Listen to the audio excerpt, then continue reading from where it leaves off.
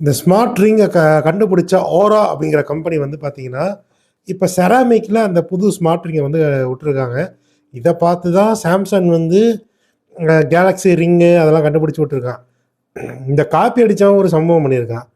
Daniel அப்படிங்கிற ஒருத்தருக்குடைய கை விரலில் இந்த சாம்சனுடைய ரிங்கு பார்த்தீங்கன்னா மாட்டிக்கிச்சு. அதாவது என்ன ஆயிருக்குன்னா, இந்த ஸ்மார்ட் ரிங்கை மாட்டிக்கிட்டு டெஸ்டிங் பண்ணிகிட்டு இருக்கும்போது பேட்ரி பல்ஜ் ஆகி விரலோட விரலாக அந்த ரிங்கை வந்து மாட்டிக்கிட்டு கழட்டவே முடியாத மாதிரி ஆயிடுச்சு. அது என்ன ஓட்ட?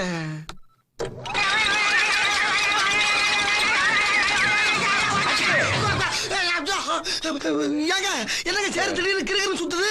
என்னாச்சு இதுக்கு? கிறுகிறு பிடிச்சு போச்சா? ஏமேன் அந்த பொத்தலுக்குள்ள விரல விட்டியா? பொத்தலுக்குள்ள? ஆமா. அப்படிலாம் விடக்கூடாது மேன். ஏன்? அதுக்குள்ள ஒரு மேட்டர் வச்சிருக்கேன். விஷயமா? மறுபடியும் தொடாதடா.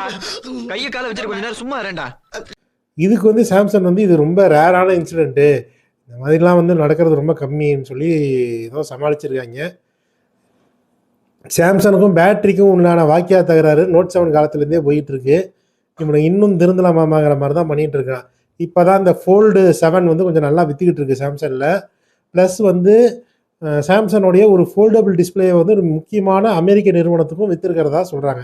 அது என்ன முக்கியமான அமெரிக்க நிறுவனம்னா என்னது? ஏற்கனவே பிக்சலில் ஃபோல்டு வந்துருச்சு, அப்போ பிக்சல் கிடையாது. அப்போ ஆப்வியஸ்லி ஐஃபோன் ஃபோல்டு தான். ஐஃபோன் ஃபோல்டு செய்ய போகிற சமயத்துலையும் இந்த சேல்ஸ் நல்லா போயிட்டுருக்க சமயத்துலையும் இந்த பேட்ரி விஷயம் ரொம்ப பூதாகரமாக வெடிக்கக்கூடாதுன்னு நியூஸை போட்டு அழுத்திட்டானுங்க. ஆனால் இந்த மாதிரி நடந்துருக்குது. அதுக்கு வந்து இந்த மாதிரி ஓராங்கிற ஒரிஜினல் ப்ராடக்டையே வாங்கிட்டு போயிடலான்னு தான் மக்கள் சொல்கிறாங்க. சப்ஸ்கிரைப்.